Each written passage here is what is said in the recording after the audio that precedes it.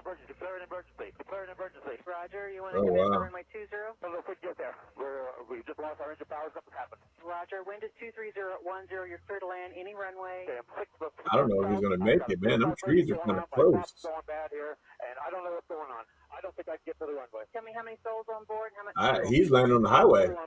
He's not going to make it. We have like 50 gallons, 60 gallons of fuel. I don't know what's happening. Yeah, he is going on the highway. There it is. On the final for runway 2. You're 7 miles from the airport. I don't think I get. I'm not going to make it. Can you tell me All right, let's see. I'm trying to land on the freeway here if I can. He's got it. Wow.